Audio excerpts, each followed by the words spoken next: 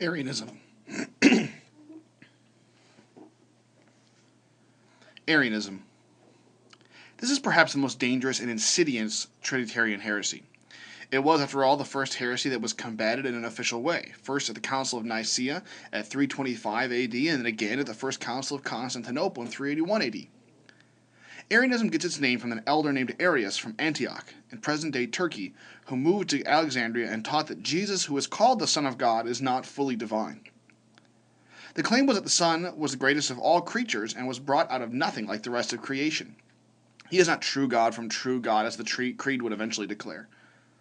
Arians summed up their views about this with the phrase, "there was when the Son was not." We could say there was a time when the Son was not, though that's not quite as precise. The concern of Arius was to preserve the unity of God.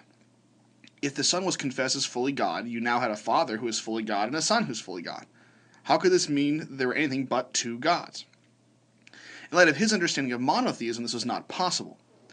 In the end, what became incarnate, and indeed it was argued that Jesus Christ was not quite God and not quite man, but something as in between the two, in Christ was not the fullness of God, but the greatest of all creatures, unfathomably greater than human beings, but not God. It must also be noted that for many Arians, God himself could not become a human being, as it would imply the corruption of God by entering into the brokenness of the human condition. Athanasius would respond that just as when Jesus touched a leper, he was not made unclean, but cleansed the leper, when God entered into humanity, God was not corrupted, but humanity was healed. This view has many insurmountable problems. If Jesus is not really God, then the activity of Jesus cannot ever be more than an activity of one of God's creatures on behalf of the others of God's creatures. The activity of Christ finally tells us nothing about God, but is only a nice lesson of self-giving as a virtuous thing for creatures to do.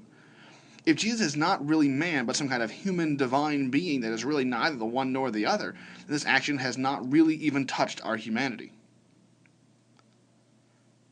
Aside from this serious problem that the salvation proclaimed and embodied in Christ does not touch either God or us, and so is effectively useless, Arianism has catastrophic consequences for our knowledge of God.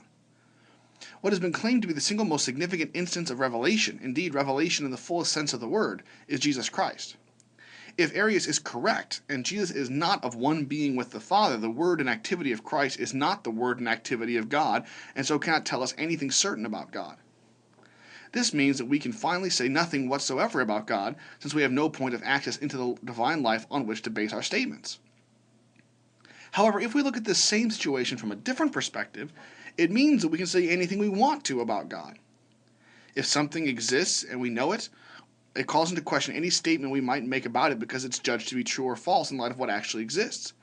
However, if we can know nothing about God, there is nothing that can judge our statements about God, and we are free to rethink God however we choose, and we will inevitably create a God that we want, instead of the God that actually exists and is revealed in Christ.